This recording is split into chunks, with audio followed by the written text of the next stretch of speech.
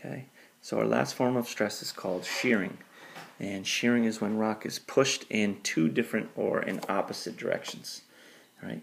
And when shearing takes place, density does not change, and this would occur at a transform boundary. All right? Now, all these diagrams will look very similar. All right, so your diagram for shearing, you're going to have two pieces of rock, and this kind of looks just like the one from the book, but you have one piece of rock moving maybe towards you, and the other piece of rock moving away. All right, so just quickly draw those diagrams, showing again the block of rock moving towards you, and then one moving away. And once you've done that, then we'll look at the type of fault that occurs from shearing, and that type of fault is called a strike-slip fault. All right, and strike-slip faults occur when blocks of rock move past each other sideways. And I like to write that there's very little up and down motion. All right, so normal faults and reverse faults, the rock either moves up or it moves down. In a strike-slip fault, the rock just moves sideways, so it actually stays along the ground and it moves almost forward or backwards. All right, and again, this is caused by shearing. So your diagram again looks the same.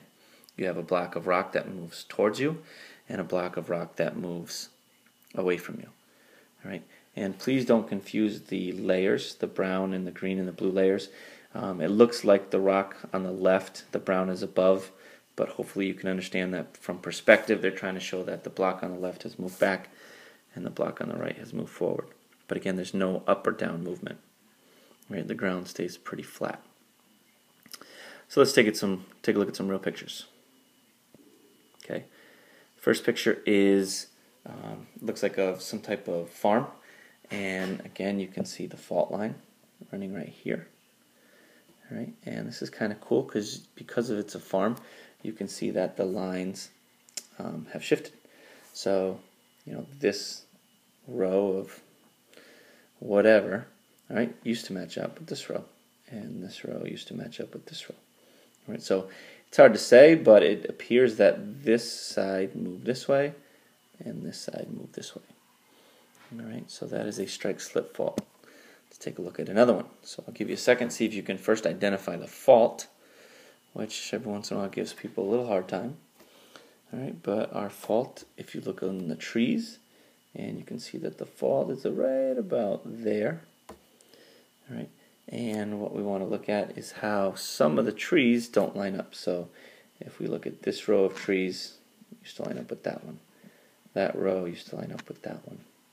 This row with this one.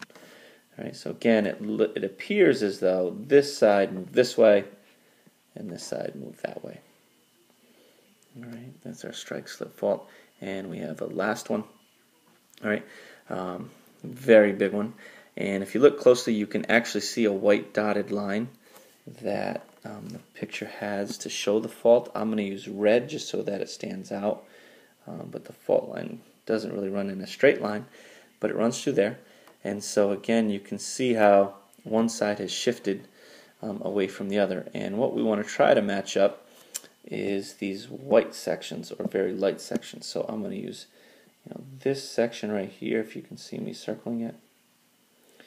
All right, this section used to match up with this section down here. Okay. All right, and again, it appears that this rock moved this way and this rock moved away from it. All right, so those are three really good examples of strike-slip faults. Okay, last thing we want to talk about is when rock bends, but it actually doesn't break. And when we have rock bending, you don't have to write this part. We have two different scenarios, and one is called an anticline, and that's when the rock bends or folds. All right, but it folds upwards. And then a syncline is when the rock folds, but it bends downwards. All right, so once you write those down, we'll take a look at a couple pictures. All right, we'll look at a diagram first and then the pictures. So here's our diagram. Pretty simple. All right, so syncline, we have our, again, rock moving down, and then anticline is when the rock moves back up. All right, so let's take a look at some real pictures. All right, so here's a person, side of the road, and take a look closely, and you should be able to identify our anticline where it goes up. So here is our anticline. All right. And then here it's moving down. So here is our syncline. All right.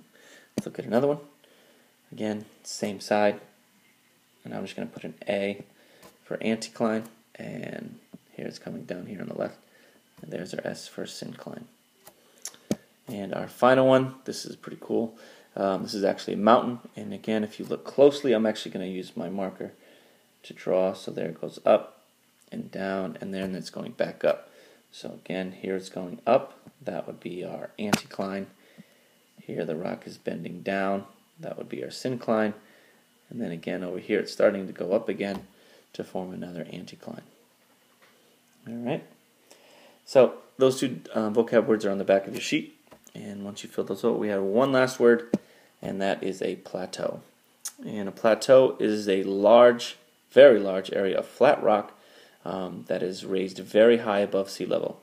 And what happens is, millions of years ago, this flat rock was pushed up from different forces in the crust. So you have these raised flat layers. And we'll take a look at a couple pictures. No diagrams have to be drawn, but I just want to show you. All right, so here's a picture of a plateau. And again, you can see totally flat rock, totally different than the mountains behind it. And you can see, just the very flat, almost, layers in a straight line, which is pretty neat. All right, so there's one plateau, and then figure this is a pretty neat picture, and we'll end on this note at Plateau Point. And again, you can see just the very, very unique straight lines, at all different heights of the plateau, especially way up here. Really cool. All right. So if you've had questions, please, hopefully you've paused the presentation and you've asked. But once we have all this information taken down, then we'll apply it to the next step.